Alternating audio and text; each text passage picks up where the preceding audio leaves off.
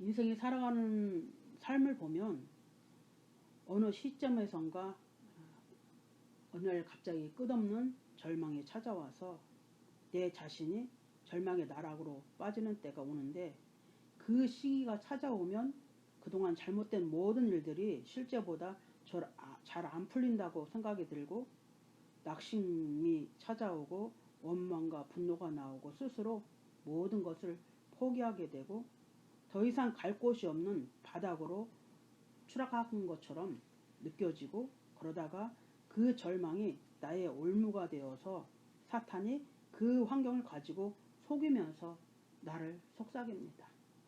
너는 할 수 없어. 안 돼. 내가 무엇을 해도 안 되잖아. 네가 무엇을 할 수 있어 라고 사단은 이렇게 속삭이면서 내 자신이 믿음에서 떨어지도록 하는 것을 바로 사탄의 계략인 것입니다.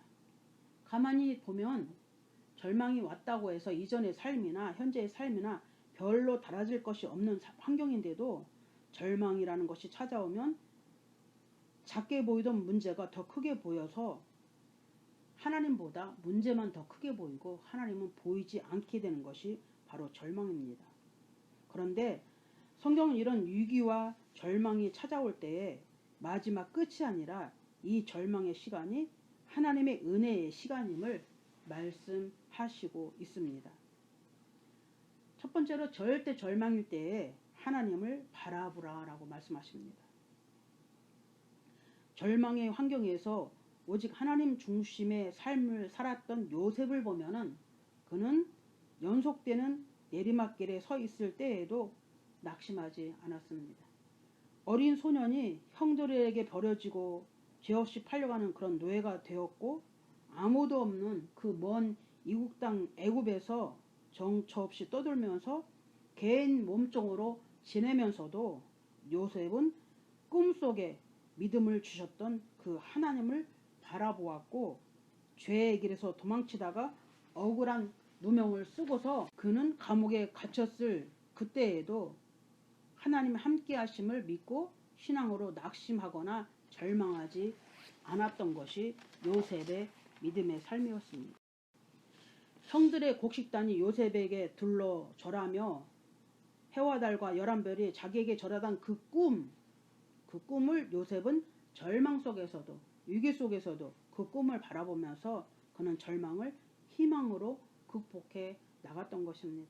하나님 중심대로 사는 그 사람들은 세상 그 어느 곳에 살아도 어떤 환경 속에서도 흔들림 없이 오직 하나님만 바라보면서 살아갑니다.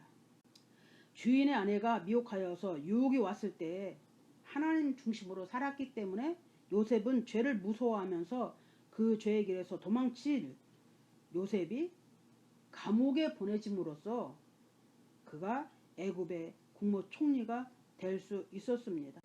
우리 눈으로 보면은 감옥에 갔으니까 끝이다, 모든 것이 끝이구나 라고 생각을 하지만 하나님은 그 위기와 절망의 삶을 요셉에게 축복의 삶으로 변하게 하셨던 것을 말씀 속에서 우리가 볼 수가 있습니다.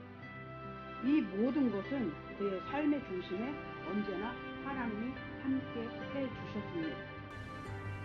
삶의 중심이 언제나 하나님 중심으로 살아가는 사람, 삶의 중심이 언제나 하나님의 뜻대로 순종하며 살아가는 그 사람의 삶엔 언제나 예수 그리스도의 십자가 자랑밖에는 아무것도 없는 것입니다.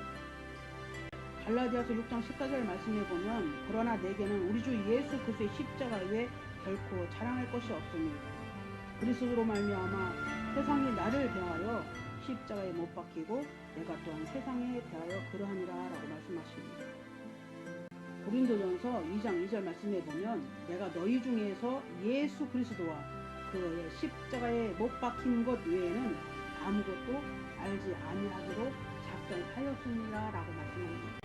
우리의 현재의 삶이 환경이 막막하여서 다른 그 어떤 길도 안 보일 때에 무엇을 어찌해야 할지 몰라서 이것이 마지막 끝이라고 안 보인다고 앞으로 도저히 나갈 수가 없다고 탄식하며 절망할 때에 그때 하나님께 무릎 꿇고 간구해야 성령 하나님께서 길을 인도해 주십니다. 절망과 이유가 찾아올 때에 잠잠히 하나님을 바라보며 내 혼의 생각과 육을 말씀 앞에 복종시킬 때가 바로 이 절망이 오는 시간입니다. 어렵고 힘들 때에 하나님의 성전인 엘베델만 바라보지 말고 나를 만나주시고 나와 이야기하시던 하나님을 만나기 위하여서 절망의 늪에서 빠져나와서 다시 일어나서 하나님을 만나기 위해서 우리는 베델로 올라가야 합니다. 베델로 올라가기 위해서는 내가 의지하던 것 던져버리고 내가 계획하던 것도 던져버리고 옛 생각, 옛날 광야의 삶에서 빠져나와서 회개의 자리로, 기도의 자리로, 말씀의 자리로 돌아와서 오직 하나님만 바라보고 그분을 만날 때에 하나님께서 절망 속에서 다시 일으켜 세워 주십니다. 하나님의 생각은 깊으시고 넓으시기 때문에 하나님께서 우리 무엇이 힘든지, 어떻게 하는지, 어떤 상황인지 우리가 간구하고 기도하기 전에 이미 성령 하나님께서 우리의 모든 절박함을 다 아시고 계시다는 사실입니다.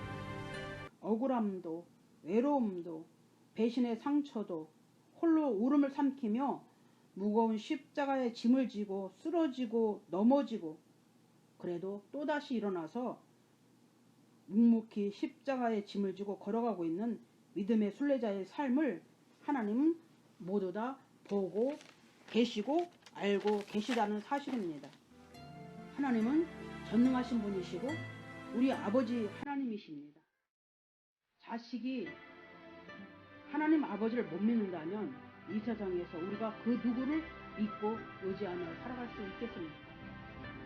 세상의 모든 것이 변해도, 세상의 모든 것이 다 버려도 전능하신 아버지 하나님은 우리를 보호하시고 우리를 인도하시고 우리와 세상 끝날까지, 천국에 들어갈 때까지 함께 해주시는 분이 바로 우리의 아버지 하나님이십니다.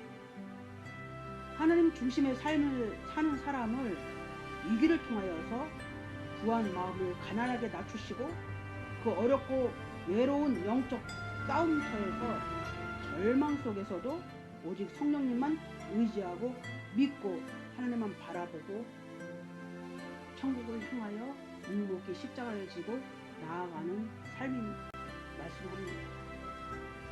형제의 우리의 삶이 꽉 막힌 그런 상황이라 할지라도 아무것도 할 수가 없는 고립된 삶 그 속에서